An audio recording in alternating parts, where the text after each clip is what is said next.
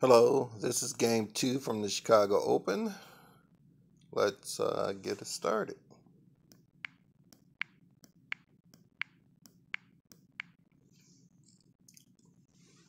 For night's opening, basic opening, I don't know why I had so much trouble with it.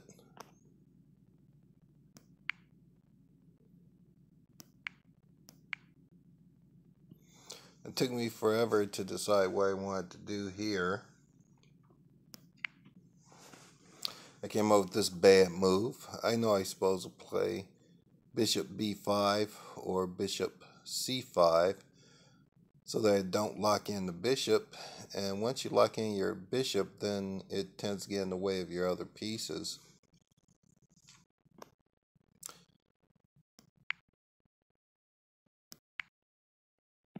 Another bad move. I lock in the bishop even more, and I'm unable to castle to the king side. I made up my mind that I wanted to castle to the queen side. Not that that was a good move or anything. I just wanted to. There's a good chance I won't be able to because bishop takes knight, bishop takes bishop, knight takes bishop, pawn takes knight, and my queen side is too weak to castle to. What actually will happen if knight takes knight, I take back with the pawn. If bishop takes knight, I take back with the pawn. Try to preserve my bishop pair. But now I have the problem of how do I develop my king bishop?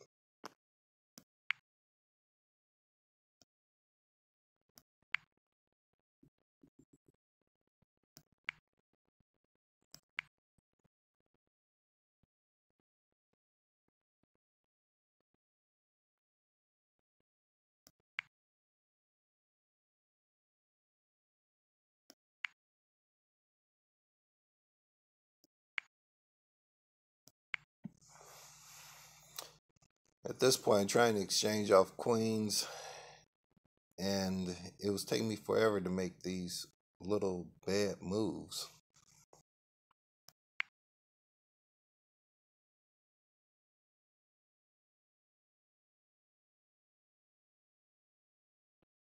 Here I couldn't really decide what to do. I probably should have just castled. I felt that the pin on c7 will allow him opportunity to attack, but I just got to defend the position. I can't leave my king just sitting in the middle of the board.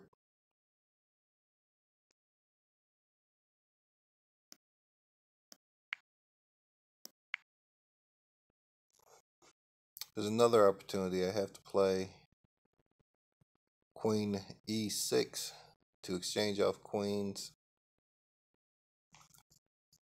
and I just have to surrender the b6 square for his bishop. If I have a black bishop still, I could probably maneuver my black bishop to exchange for his.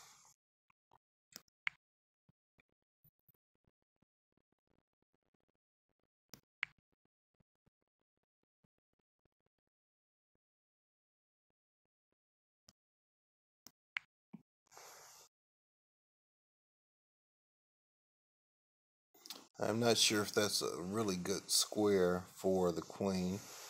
Actually, I'm sure that's not a good square for the queen. I probably should have done what I originally intended to do, which was to bring the queen to the king side. Go ahead and castle king side. And give up that knight pawn if I really have to.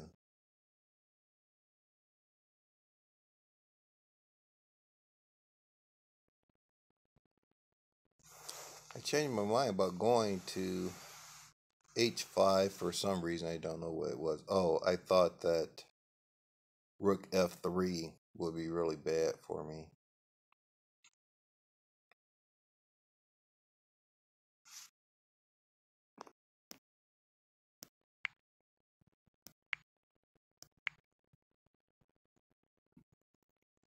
Now this position is really bad for some for some unknown reason. I did not analyze e5. I looked at it and went on to look at something else.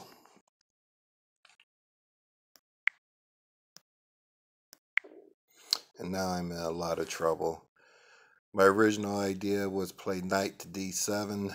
I finally convinced myself to do something else that was worse than knight to d7. This automatically gives up a pawn. But my opponent wanted more and he found it. Sacrificing the rook, but it really was not sacrificing, as he knows I have to sooner or later come back to king e8, which will allow him to take the a8 rook.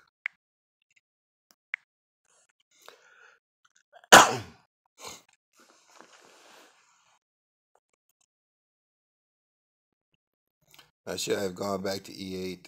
No, I shouldn't. I have to go to, that's not good either. Oh yeah. Go back to e8, let him take off the rook, block it with my queen.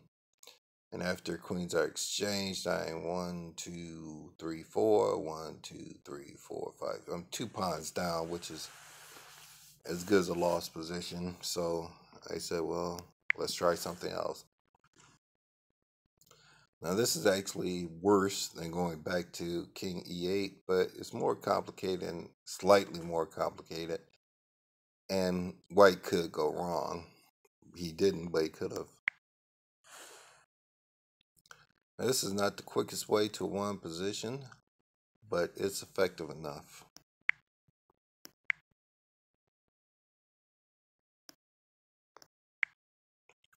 Forcing back to e8 anyway.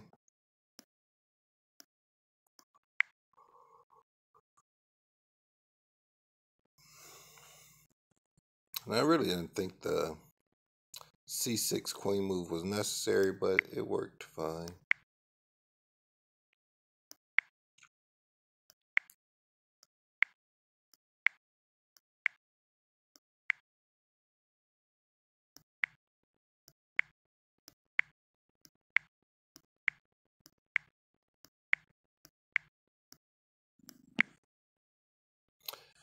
From this point, it's lost for black, but I played a few more moves just for fun.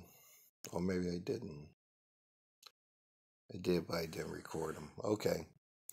That was game number 2 from the Chicago Open. I did not play game number 2 well at all. That was just a bad game. Okay.